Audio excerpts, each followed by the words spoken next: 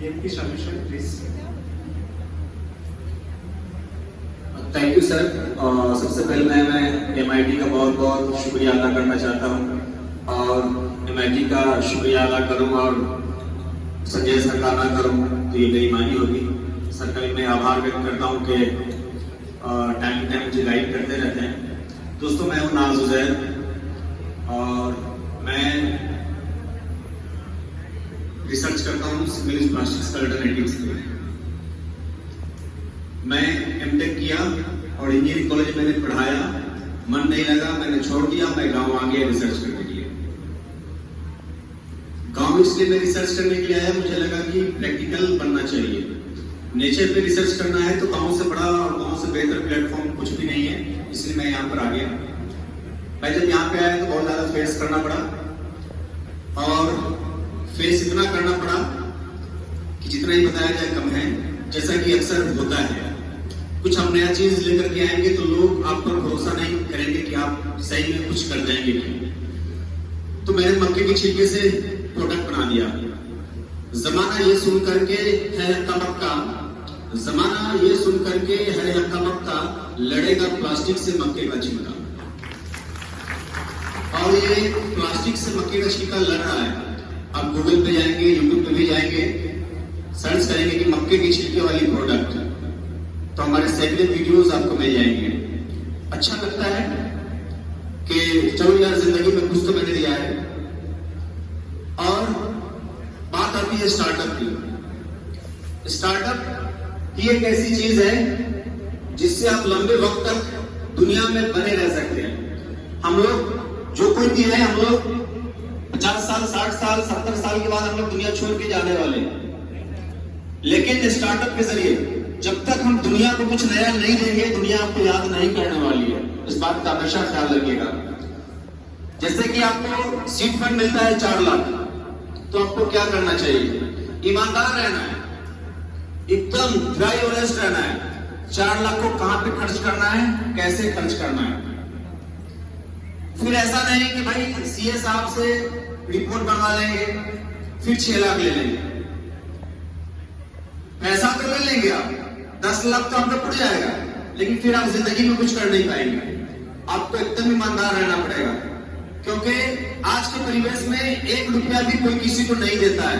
यहाँ पर बिहार सरकार अगर आपको 10 लाख रुपया दे रही है तो समझिए कि आपके बाप से भी बढ़कर काम कर रही है, बहुत बड़ा काम कर रही है। ये आपको सोचना है, दिल से ईमानदार रहना है।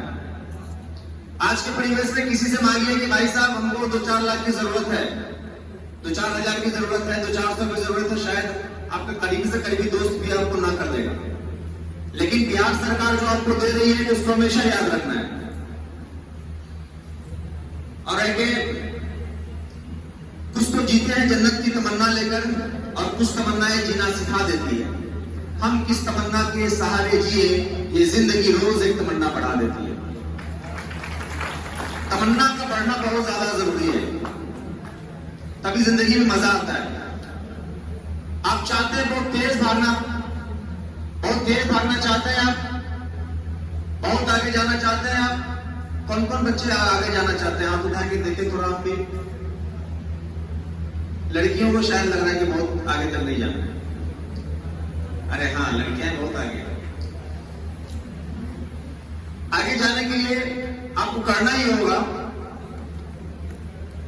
जब तेज भागना है तो आपको करना ही होगा कि जितना सामान हल्का हो जाए तो ज्यादा बेहतर है। कि दुनियावी जो चीजें हैं उससे आपको बचना है। वो चीजें आपके कंसंट्रेशन को तोड़ती है। आपका फोकस, आपका सिर्फ एम जो होना चाहिए, गोल पे होना चाहिए, तभी आगे कुछ काम बनेगा, नहीं तो बहुत मुश्किल है। दुनिया की बातों पर फोकस नहीं करना है।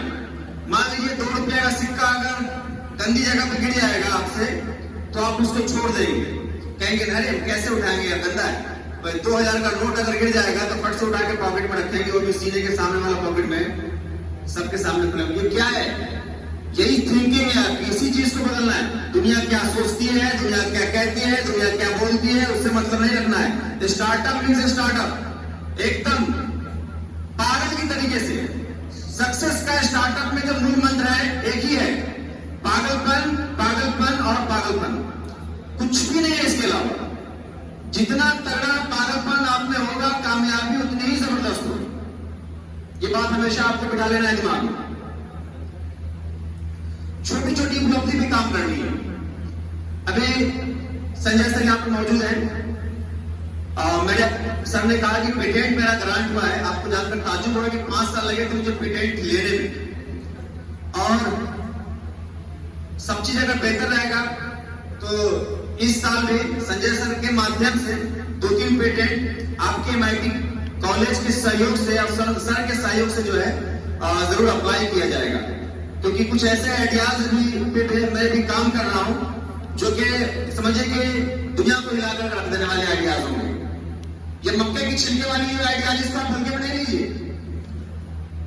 ये मक्का का छिलका सिंगल यूज प्लास्टिक्स के 10 प्रोडक्ट्स मैंने रिप्लेस किए और आने वाले कुछ सालों में मेरा कमिटमेंट है कि सिंगल यूज प्लास्टिक्स के कम से कम 100 प्रोडक्ट्स हम रिप्लेस करने वाले हैं, वो भी सिर्फ उसी मक्के के छिलके से। आप ये सोचते होंगे कि भाई हमारे समाज में, हमारे एरिया में मक्के की छिलके वाली प्रोडक्ट नहीं दिखती है। मैं चीजें बोलता हूँ, आसान नहीं है। हजारों साल नरगिस अपनी बेनूरी पे रोती है, बड़ी मुश्किल से होता है चमन में दीद और पैदा।